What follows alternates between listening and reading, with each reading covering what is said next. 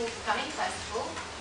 My name is Lisa. I'm a second year SPS student, and it is my great pleasure to be able to introduce to you tonight Professor of Development Studies at SOAS and author of the recent groundbreaking work, Precariat, The New Dangerous Class. So without any further ado, Professor Guy Standing.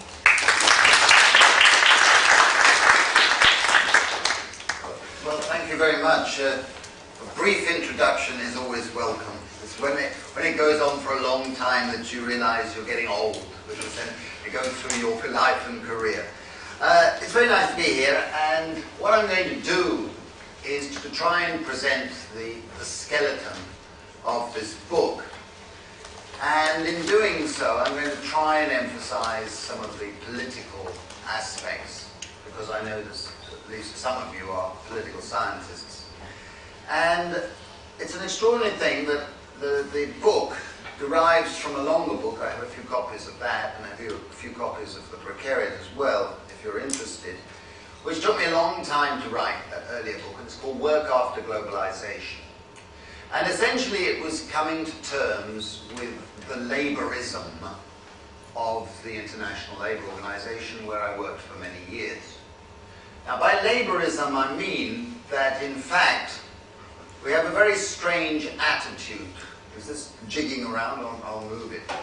We have a very strange attitude to work. Every age has had its stupidity about what is work and what is not work. And you could make a very easy argument I accept, that our current age is the most stupid of all. And if you go back to the ancient Greeks, they differentiated between labour, which was what was done by the non-citizens, by the banosai, the metics, the slaves, whereas work was what you did with your family and your friends around the home. Create and sustain philia, civil friendship. And in addition to that, you had recreation and play, which we've put together as leisure. But for the ancient Greeks, the citizen, and it was a sexist society and based on slavery, so I'm not going to idealize its structure, of course, but the conceptualization is interesting. For the citizen, the objective was to maximize your time and your energies in skole, some could say shole, which is not a combination of education and public participation in the life of the polis. Now, that fourfold conceptualization got lost in the succeeding centuries, the 2 millennia, until you get to the 20th century, where only labour gets counted as work. And all the activities that people do outside the labour market, outside working for bosses, gets disregarded and disappears from statistics, political rhetoric, social science textbooks, economics textbooks. You see the word work when what they're really talking about is labour. And it's epitomised by an aphorism of Arthur Pigou, hardly a radical, in the 1920s, when he made the remark, roughly going like the following. He said, when he hires a housekeeper or a cook, national income and employment go up. If he marries her and she continues to do precisely the same work, national income and employment go down. Now, I always surmise that you can't get more stupid than that. But we've been affected by that all the way through the 20th century into the 21st century. And this is a contextual remark that I want you to just keep in mind, because we have a very distorted image of what counts as work and productive activity. So if you get a job when you leave here pouring tea for a boss, you're a productive citizen. Whereas if you go and look after frail relatives, and you're a woman who has to look after several generations, you're an unproductive, economically active non-citizen. And that's still the sexist Marxist reality that we're confronted with today. Now, I want to leave that aside and turn to the nature of this book. Because when I was presenting the other book in various places around the world, there was one subject that got people's attention. And that was when I started talking about precariat. So I've tried to write a narrative that people who are not economists, I'm an economist for my sins, can read even if they're not PhD students, but they can read it as an accessible narrative. It's quite a difficult job for an academic to write such a book, as I'm sure Brian will agree. But I've tried to do it, and there's something in the water because it's taken off and it's having a life of its own. And I'm being asked to present it in activist groups, and women's feminist groups, in disability groups, in social groups, all over Italy in particular, and Spain and countries like that. And it has a certain resonance. Now what I'm going to do in the next few minutes is address the 5 questions that are posed in the book and focus mainly on 2 of them. The questions asked are, what is the precariat? Why care about it? Why has it been growing? Who is in the precariat, or likely to be in the precariat? And where is the growth of the precariat taking us as society? Those are the 5 grand questions that at least try and give a structure to the book. Now, if we start with the first question, then I think actually to avoid having to go into the details of answering the second question, I could go back to 1980 or thereabouts, when, as it happens, at the time I joined the ILO, and it was a period when governments were going through globalisation, and you had the neoliberalist agenda taking shape, the Washington Consensus was taking shape, Milton Friedman and Friedrich Hayek were suddenly gurus for the world, and you had a process of what is fundamentally different from any previous era, in the sense that this neoliberalism was pushing for an agenda of infinite competitiveness. Everybody and every institution has to be judged by whether or not they're competitive with everything else. This emphasis on competitiveness goes with a commodification that permeates every aspect of life and every type of society. And very importantly, the neoliberalism that Friedman and Hayek and the Chicago School and the Montpellier Society represented was fundamentally against collective institutions, fundamentally about dismantling institutions of social solidarity and reciprocity.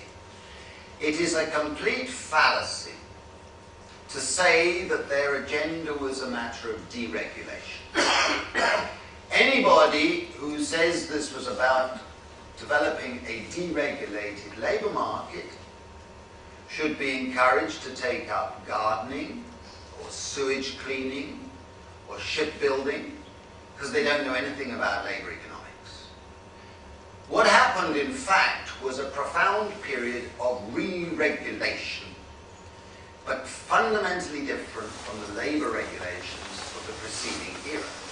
Much more directive, much more about restricting the capacities of collective bodies to take action, much more oriented in directing people how to behave and how not to behave. And you can make a very good case for saying that more new regulations were passed into law in this period of globalization than any other period in history. It was that fundamentally a matter of re-regulation. Now, I won't go into that, but the other book does so in some detail. But in the process of liberalizing our economies, we move into a Polanyian global transformation. I'm sure you're all familiar with Karl Polanyi's great transformation. The essence of that great transformation in his time, and he wrote it in 1943 and it came out in 1944, was that it was about the painful construction of national markets. Initially with a period dominated by financial capital and laissez-faire, and then a period of inequality growth, insecurity growth, until you have a crisis point, a threat to civilization, and then, if you're lucky, a process of re-embedding the economic system through new regulations and so on. But here we're faced with a global transformation, because the globalization era is essentially the disembedded period of the global transformation. Those of you who know the Polanyi text will understand in particular what I'm getting at. And in the process, of course, financial capital was given free rein. It dominates, became hegemonic, and all the inequalities multiplied. Absolutely easy to predict in the 1980s that we were going to have a vast increase in inequality. I can actually say that I wrote some articles saying this was bound to happen. So it's not hindsight. And those inequalities were bound to multiply as globalization took place. And in the process, of course, what happened most fundamentally is that almost overnight, historically speaking, we tripled the global labor supply to the market system. The addition of India and other emerging market economies essentially tripled the world's labor supply. And in the process, of course, that labor supply was habituated and prepared to labor for a tiny fraction of the wages and benefits in the rich industrialized countries. First year economics, you don't even need to be an economist to say there is bound to be downward pressure on wages and benefits in the rich countries in that process, and convergence would take off. So in essence, and the story is more complicated than I'm saying, but in essence this is what has happened, is that rich country governments and the financial institutions made a Faustian bargain with us.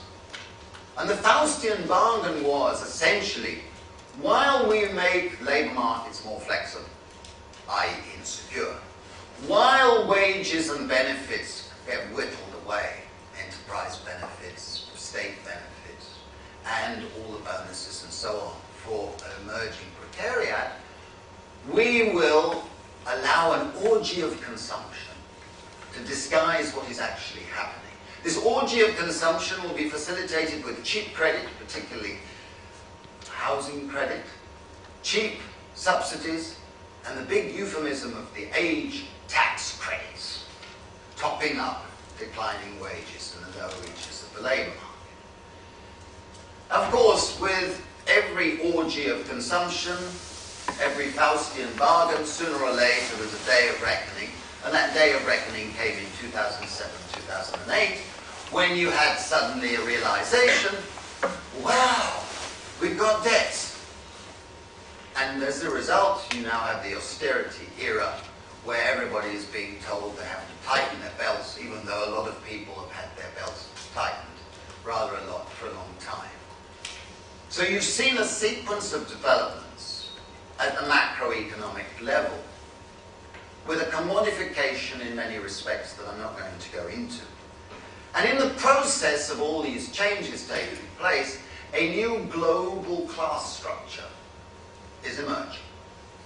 It's taking shape. It's not clear exactly what form it's taking, but it is profoundly different from what prevailed in the period of industrial capitalism and welfare state capitalism, which are all the variants you could talk about. And I think it can be summarized in the growth of 7 class structures, 7 fragments. Now, of course, it's very controversial. If you're a Marxist, there are only 2 classes, and if you're a Bavarian, you have your perspective and so on. So one is on delicate territory when you go into this. But I think the following is roughly what is happening. And you can present it in terms of ideal types, in Weber's sense, or as a process of precariatization. Now, in my presentation now, I'm focusing more on the first than on the second, but in the text and in my thinking, and I hope in yours, the process of precariatization goes way beyond any particular group that's emerging in society. At the top of this global class structure, you have a plutocracy. I called it an elite in the book, and I suddenly got an email one evening, it was a Sunday evening, and I thought it was a joke from a friend of mine. And the email was very, very complimentary about the book, saying very nice things and saying how he wanted to endorse it. And I looked at it and I saw the name Noam. And I said, now come on, who's kidding me? But it was Noam Chomsky, and he'd written, and he, one thing he says is that he likes the name plutocracy. And I bow to the great man because I think it's a good word. And it summarizes what really is happening at the top. You have this absurdly rich, influential mind. It's not a 1%, it's a 0 point something %. And this plutocracy of global citizens are almost household names to all of us. We wish we didn't know their names. Most of them are semi or total criminals, but there they are in the world. A long way below that plutocracy is a salariat, shrinking in numbers with long-term employment security, increasing bonuses, increasing enterprise benefits, increasing number of days on golf resorts and bonding over stewed coffee and stronger drink. You know the types, but that salariat is shrinking in numbers even if they're doing very nicely. Alongside that, the salariat is a group of proficients, people who are combining professional skills with technical skills. They have their laptop over their shoulders, they've got plenty of gadgets, plenty of networks, they're self-entrepreneurs, they're making huge amounts of income. If any of you are tempted to go into that direction, the only danger is burnout at age 29 and a half. Was 31 and a half, it's coming down, I think. Now, a long way below that group in terms of income is the old working class, the core, the proletariat. That's shrinking in numbers everywhere. Even in India where I'm working, the numbers are shrinking. Those are the people with long-term stable labor, the breadwinners, mainly males, etc., for whom the whole welfare state and the labor regulations of the 20th century were built. And the irony is, of course, that they're no longer able to defend it because their numbers and their institutional capacities have been eroded to the point where they're just clinging on and increasingly are falling into the group below them, which is the precariat. I'll define that in a moment. But before doing so, I want to differentiate between the precariat and the lumpen precariat that exists in the world, the underclass. Numerous people have said that I'm talking about a lumpenized underclass. Even though I say on page 1, on page 50, on page 150, that I'm not talking about an underclass. An underclass is a drag on accumulation. It consists of social victims out in the street, people who are living off with 2 paper bags, the people who are dying slowly in our midst. These are not wanted by international capitalism except as some sort of lurid threat to the rest of us. They're not a functional group, whereas the precariat is wanted by international capital because international capital today wants a highly flexible, highly unstable group of people providing labor. And what we're seeing is a process of habituating more and more people to accept a life of unstable labor and unstable living. This is the essential part of the growth of the precariat. Now, the precariat, at the moment, is a class in the making, in the Marxian sense, not yet a class for itself. In other words, it is defined by common insecurities, common relations of production, common relations of distribution, but has yet to identify and become homogeneous enough in order to have a strategy of transformation. to make that point, and we maybe discuss it later in the discussion, but I want to emphasize that part. It does have distinctive relations of production in the sense that the precariat is characterized by having labor insecurity in the labor market. It has no employment security, it has no job security, it has no income security, it has no representation security. All the 7 forms that I discuss in the books. But in addition, it has a distinctive social income, or relations of distribution. If you go back historically, all previous classes have had several sources of income on which to rely. The precariat is almost unique in the norm being reliance on money incomes.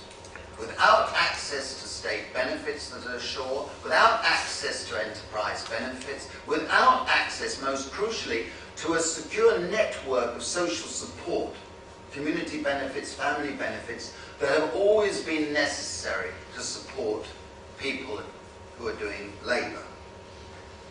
Now, one of the features of the precariat, which is something that needs to be studied, and if anyone's thinking of a PhD topic, there are several points I'm about to make which I think would make very interesting PhD topics.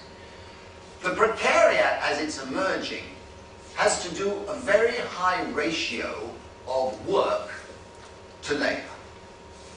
A hell of a lot of its time has to be spent on doing work that it does not get counted as work. We're not just thinking about reproductive work, of care work, of which it has to do a lot, but so do others, but it also has to do a lot of waiting around, it has to do a lot of queuing, it has to do a lot of retraining. People in the precariat are constantly being told that they must get new bags of tricks that we call skills. The human relations guru says that everybody must spend 15% of every year retraining. But what makes a difference between the salariat and the precariat when you go for retraining is that somebody in the salariat, the nice secure employment in a corporation or a university or whatever, knows that if they go for the training they're going to get an increment of income and status and promotion, etc. Whereas the precariat, uncertainty. I don't know what it will lead to, but let's learn a new bunch of tricks.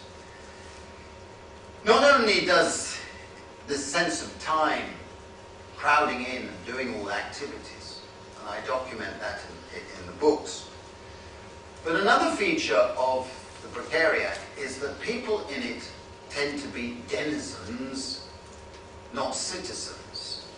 Now, a denizen is an old 13th century concept referring to people who came into a place who were given a limited range of rights compared with the citizens. This is the first generation in history where the state is systematically taking rights away from people who are citizens.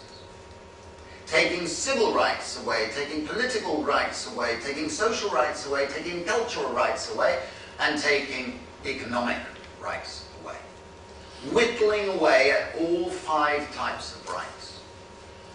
I document some of those processes, but I think that what this means is that we are creating societies where millions and millions of people do not have the full range of rights of a full citizen. And this is something that is a very strong part of the precariat. You'll find millions of people don't have any of those rights. In addition, the insecurity of the precariat is profoundly different from the 20th century idea of the proletariat. The proletariat was faced with what we economists call idiosyncratic risk, where you could work out the probability of an event happening, an adverse event, and therefore get some sort of social insurance system to compensate. The precariat is faced by, first and foremost, systematic uncertainty. And uncertainty, when using a Rumsfeld expression, it consists of unknown unknowns. You do not know the probabilities of being hit by something that's going to hit your life. And as such, you cannot get an appropriate insurance instrument to deal with your insecurity. Now, in the process of the growth of the Precariat, the biggest thing that comes across is a lack of occupational identity, a lack of a clear occupational narrative that I can give to my life. I am becoming something. I am something. I was something when you retire. That sense of an occupational narrative is systematically denied to the Precariat. They're expected to be infinitely employable, flexible, and people, ironically, have to fill in visas with some sort of occupational title. And then probably many of them would like to say, I don't know, even though they've got qualifications that would put to shame the qualifications of earlier generations. And in this growing sense of occupational lack, I think there's a very nice expression from Hannah Arendt in her book on totalitarianism, where she talks about the lack of a social memory.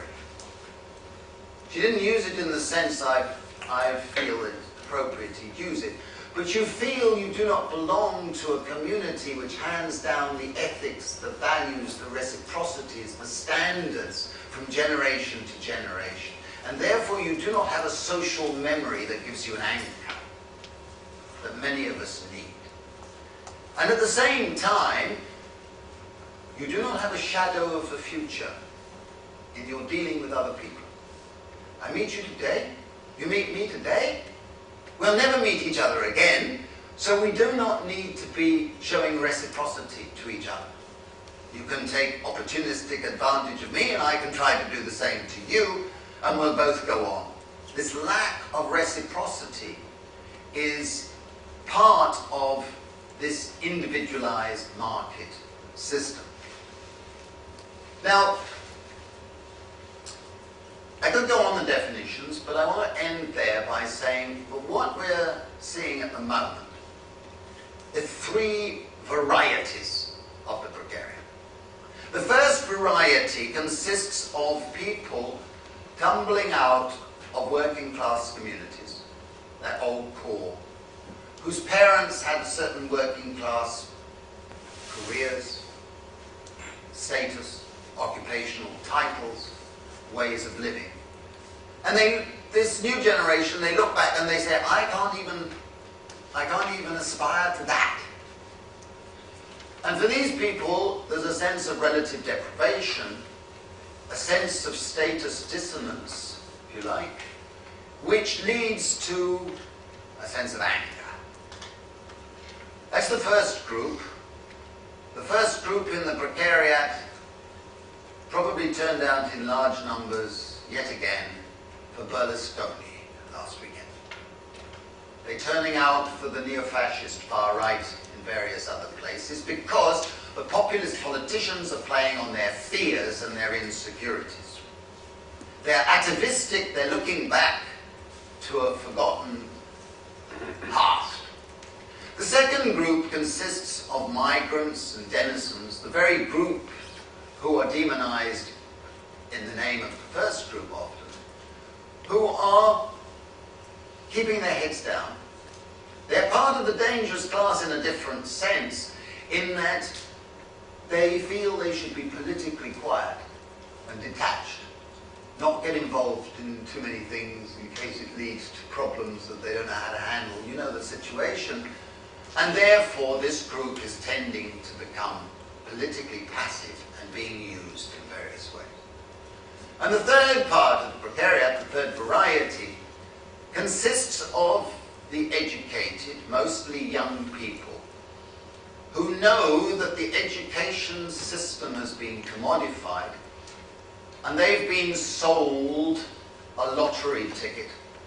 When they bought the lottery ticket, they thought was an avenue to a career, to a lifetime of high status, achievement, and the development of human capabilities. And yet, now they know that ticket, that lottery ticket, is worth less and less and costs more and more. In the circumstances, this educated group, which we now know, of course, is facing horrendous levels of unemployment, over 50% in Greece, over 50% in Spain, over 25% in Sweden, where I've just been, the place, the nirvana of social democracy. You see it everywhere, and this status frustration is building up. But this is the progressive part of the Precariat, because they are not inclined to look back atavistically as the first group, or be politically quiet, the second group. They are dangerous in a much more exciting way, in the sense that they tend to reject the old laborism. They tend to reject social democracy as personified by those parties, and this is where Bassani has just come unstuck and others are doing the same, and they tend to reject the neoliberal model altogether. So they're dangerous in a much more exciting way, because they are suddenly open to looking for a new progressive agenda. And I was in Spain, and a wonderful piece of graffiti. Graffiti can be very revealing, as you know. And the piece of graffiti basically said, the worst thing would be to return to the old normal. I thought that was a powerful piece of subversive graffiti that summed up many things that you see in the emergence of the Precariat. The next question is, why care? Well, in a sense, I've already given you some reasons why we should all care. But the first reason, of course, is that every single one of us is at risk of falling into the Precariat. And we know a hell of a lot of other people are too. That doesn't mean we are going to be victims in the Precariat. Not all the Precariat are victims, because they are also showing an energy that's looking for something alternative. So we shouldn't be feeling sorry for ourselves. We should be feeling reality. And the reality, of course, is that people in the Precariat are suffering from 4 A's. The first A is a sense of anxiety. This anxiety that you could fall even further out and that you are subject to uncertainties of all types. That anxiety is very stressful. It causes all sorts of social and economic problems that are multiplying around us. You know that better than I. The second A is a sense of anomie, Durkheimian anomie, because most people are sensible enough to realize that once you're in the Precariat, the probability of getting out of it through the conventional channels is very small indeed. We have extremely low rates of social mobility these days compared with what they used to be, and they were never great. But social mobility everywhere has tended to decline. And this sense of anomie goes together with the development of what I call the precariatized mind, which is another subject which I think should be a good topic for a PhD. The precariatized mind is something that I certainly suffer from, and I dare say most of you in this room suffer from it, which is that you never know which set of activities are the optimum that you should be following.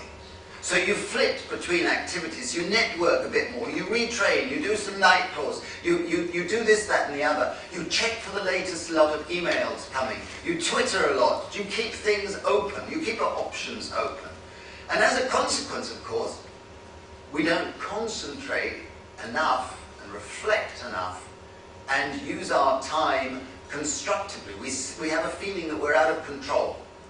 And at the same time, we are feeling bombarded.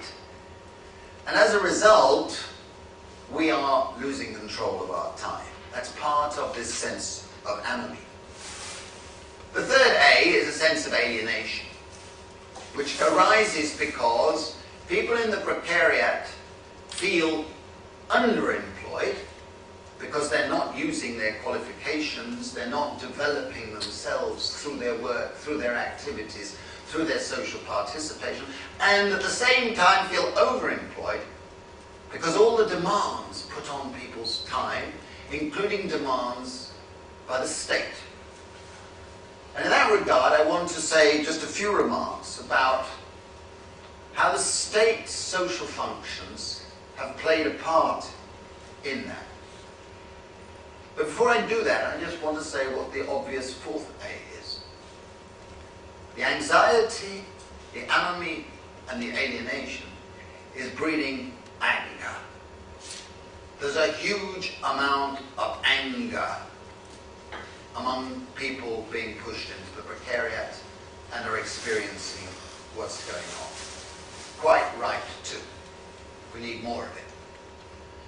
But the reconstruction of the social state is contributing to all of these issues.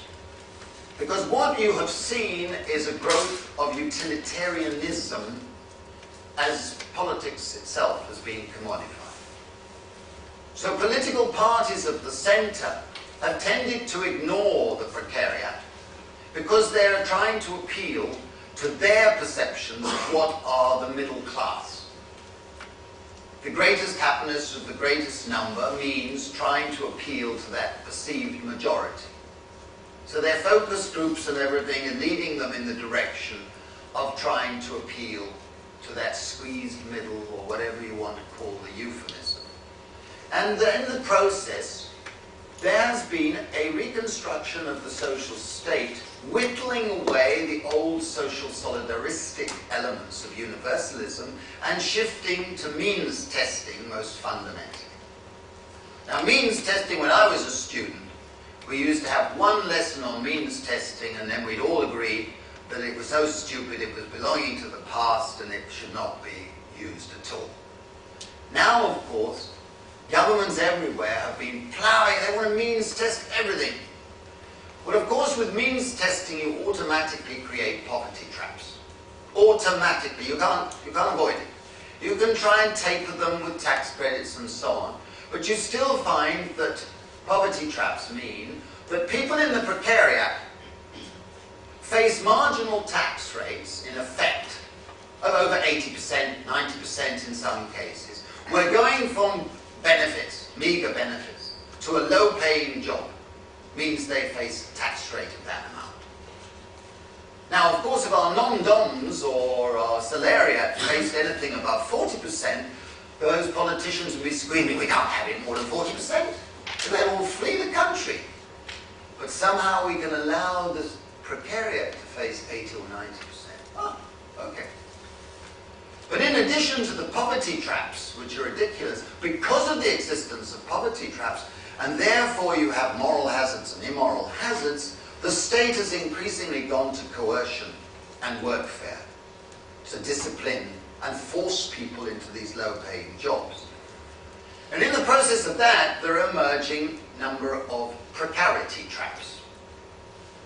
The typical precarity trap is as follows, but there are others. There are others.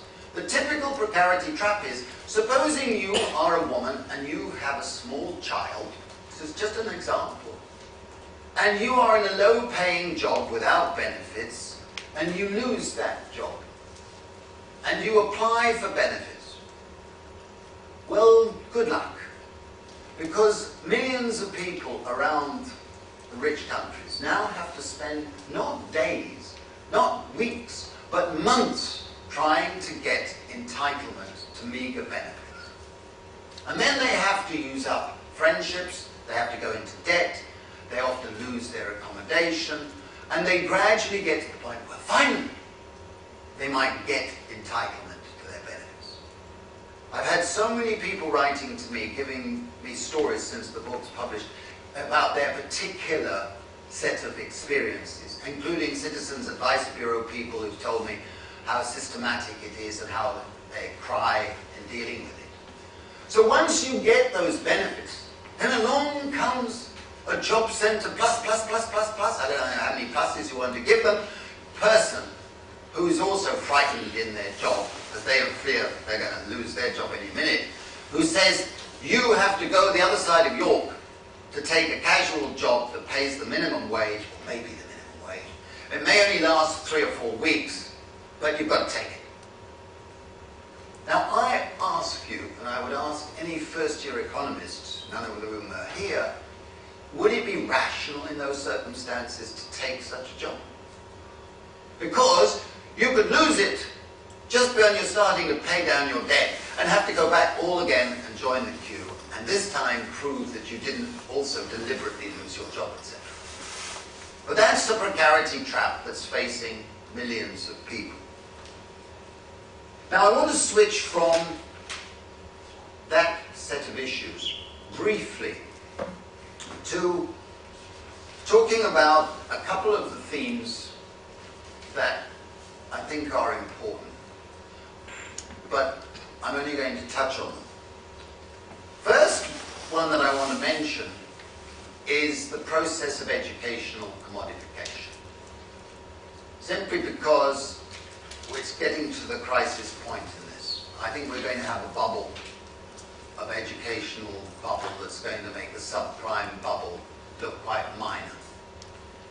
What I was describing earlier about the lottery ticket process is that we've got to the point where the commodification of education at tertiary level and at secondary level is getting to the point where we're trying to manufacture and process 3 commodities: graduates, degrees, and academics. Academics are showing themselves to be willingly commodified, chasing after funds and chasing after REF grading things and so on. And in the process of this process of commodification, all the subversive, creative aspects of education, the liberating potential, the critical faculties, are gradually being neglected and whittled away. They don't help you in getting jobs. Learning your history, learning your culture, learning your political theory, learning all these things, which is the essence of education and schooling, go by the board because they don't count as human capital.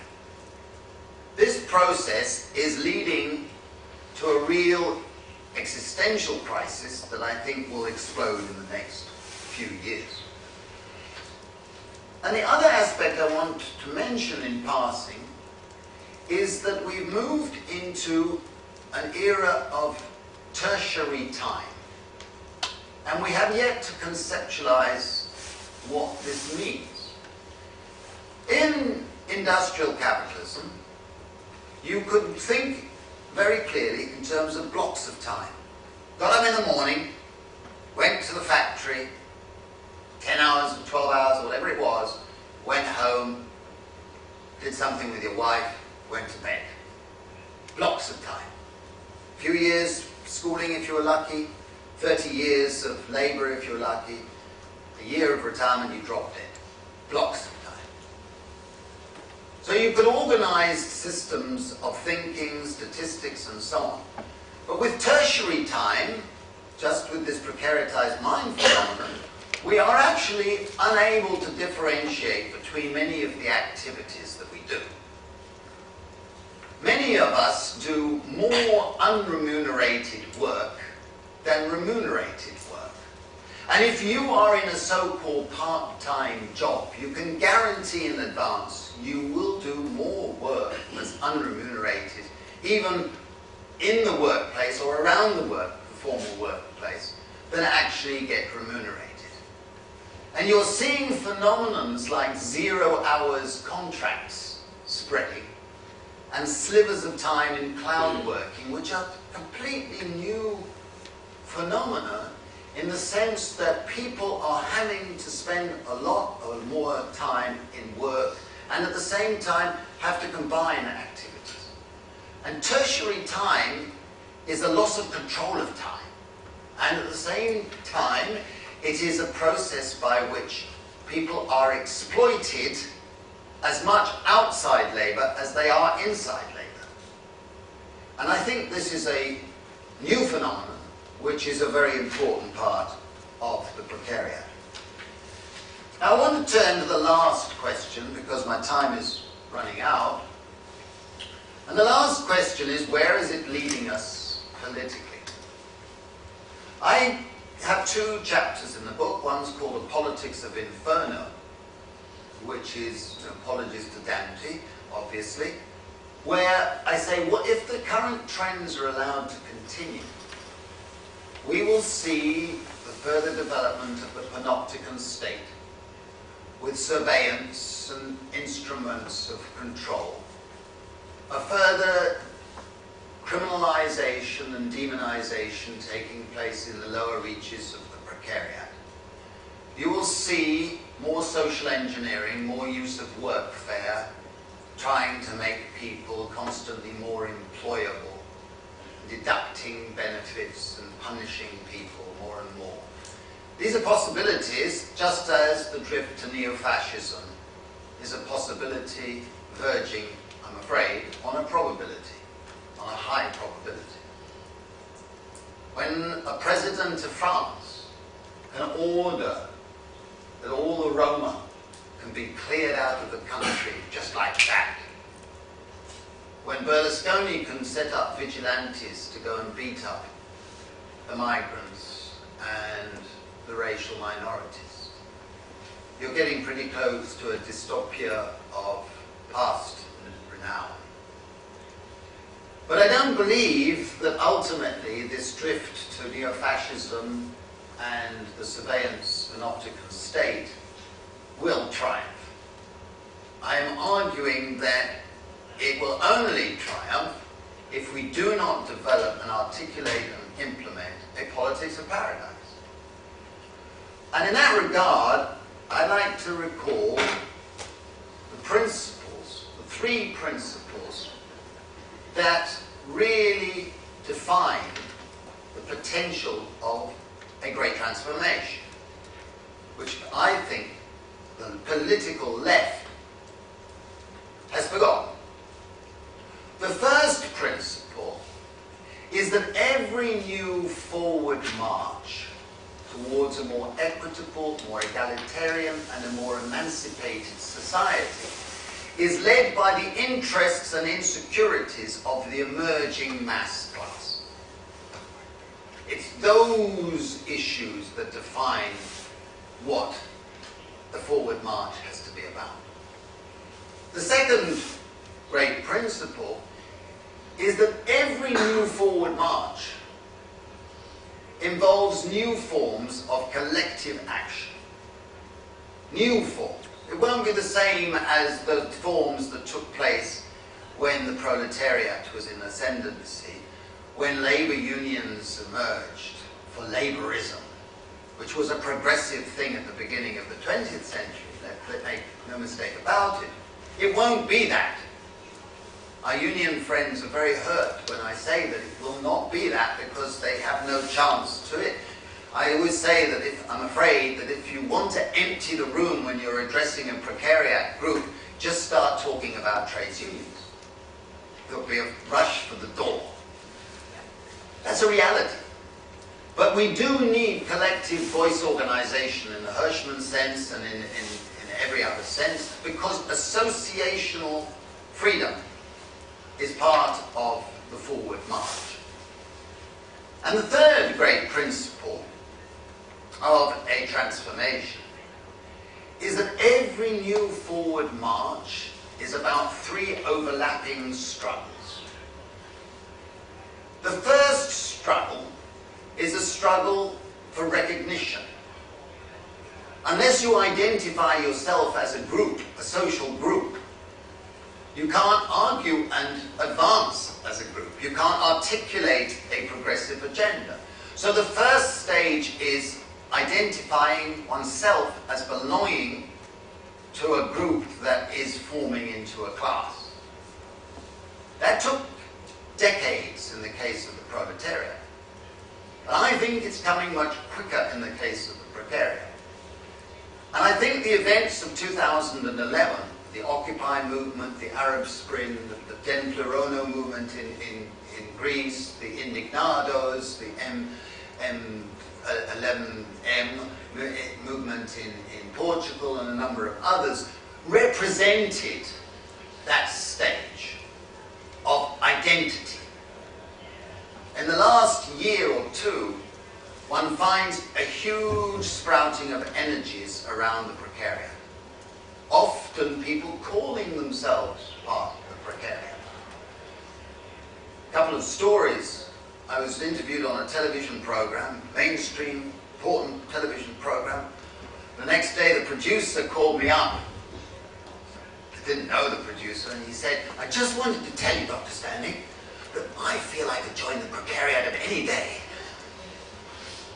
And I was addressing an Occupy movement in the United States. It was one of these big open-air places, and everybody had plastic chairs or sitting on the ground.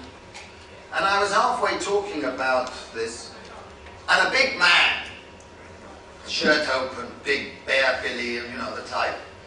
He came under from the back, pulled his chair up over his shoulder, and came towards me into the center of the circle.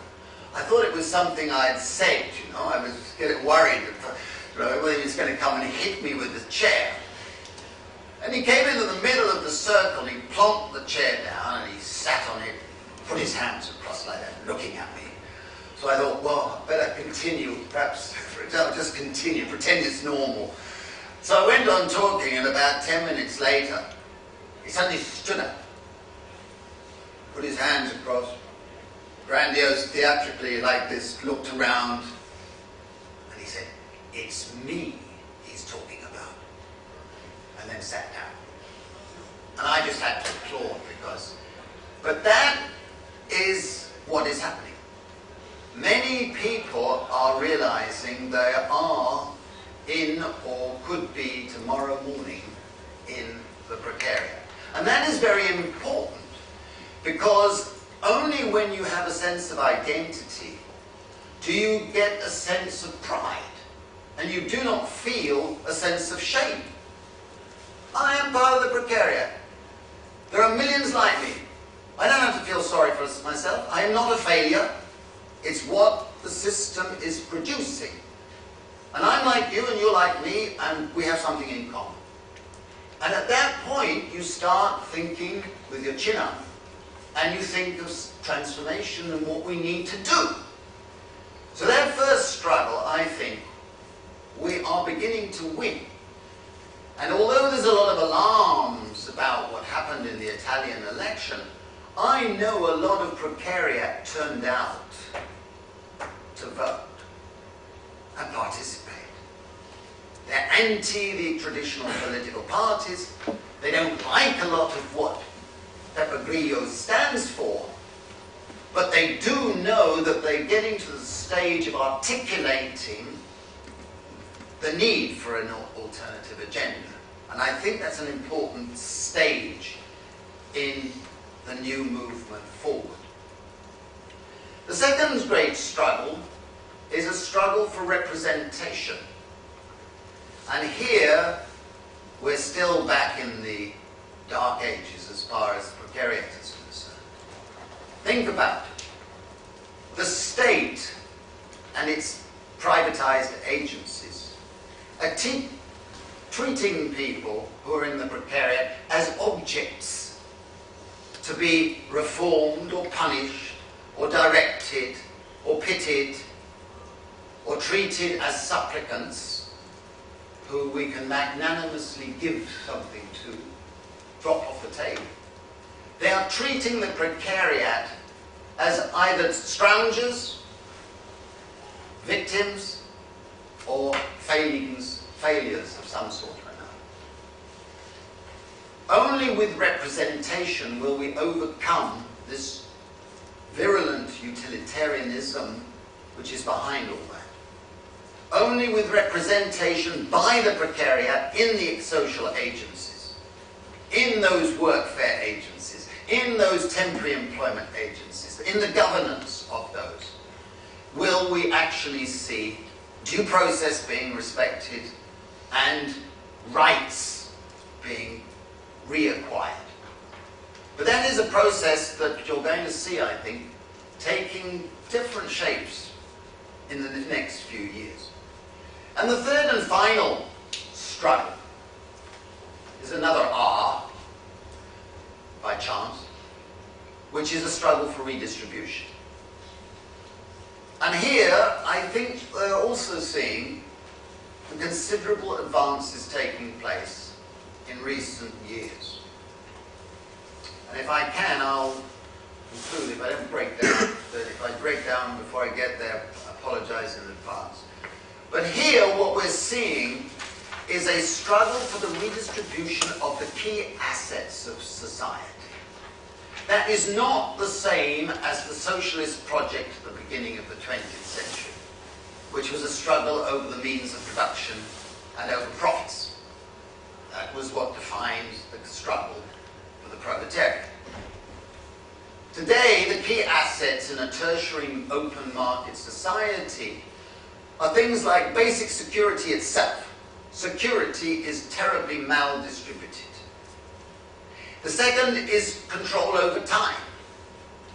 Those upper groups in the class structure have control over their time, and they can hire experts to do their financial things and so on, whereas the people down in the Precariat have no sense of control of their time. The third vital asset is quality public space, or quality space.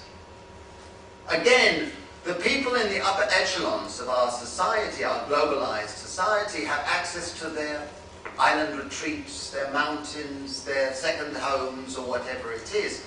Down in the Precariat, you need the commons. You need the commons. And yet, the whole neoliberal agenda has always been whittling away at the commons, privatizing. So you're seeing the closure of public museums, the closure and privatization of public parks, the closures of amenities, of spaces, the closure of public toilets. Things as basic as that. And it has repercussions. All of these things have repercussions. The repercussion that just came to my mind was that a man, a homeless man, and his wife and 2 children applied for housing, public housing. And he finally got to the front of the queue where he was going to be able to get some access to public housing. Unfortunately, there were no public toilets, and he piddled on a tree. A policeman hauled him up for public urination, and guess what happened? He lost his entitlement to public housing. Hello?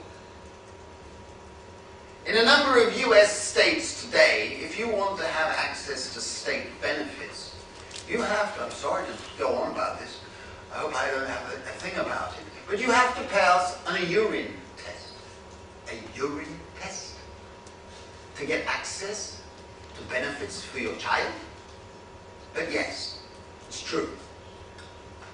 And the urine test is to see if you might have taken drugs a year or more ago, because if you did, it would still be in your system. If it was in your system, that would prove that your poverty is your own fault. And that would mean you are disentitled to benefit. Now, you can't get much sicker than that, except that I've heard some other sick stories of a similar type. And all these things are multiplying. So we're seeing these things, and quality space is a vital part of the redistributive agenda. The next and vital thing is financial knowledge. We don't have, in the Precariat, access to financial knowledge, whereas the other people can play for it. So as a consequence, the costs of living are much higher for the Precariat. They don't have advice. They can't fill in those forms correctly. They do make mistakes, etc., etc. The next, of course, is knowledge itself. We really need a campaign to decommodify education. It would be nice to think that academics would be at the forefront of this fight, but I don't think they will. Their commercial spirit is too weak. needs the Precariat to demand a republic sense of education. And finally, we need a redistribution of capital, financial capital. And here things are happening that have not been figured into public discourse yet. Over 50 countries have sovereign wealth funds today, capital funds.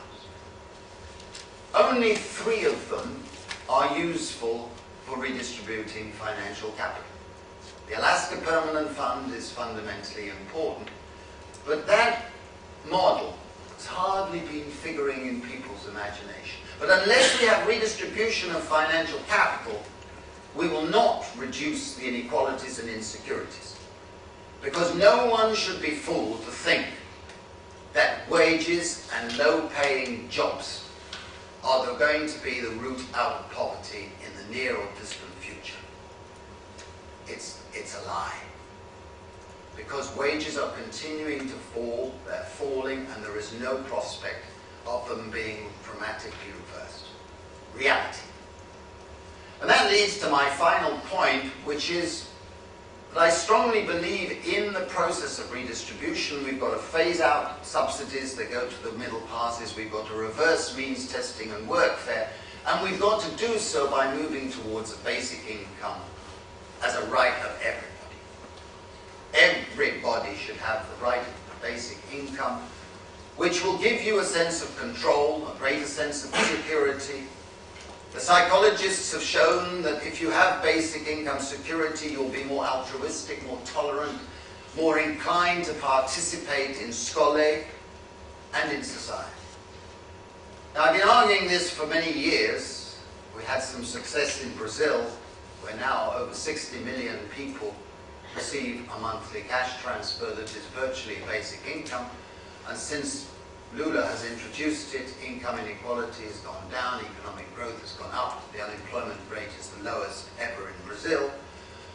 But then remarkably, 3 years ago, I was addressing SEWA, whom I've been working many years. SEWA is Self-Employed Women's Association of India.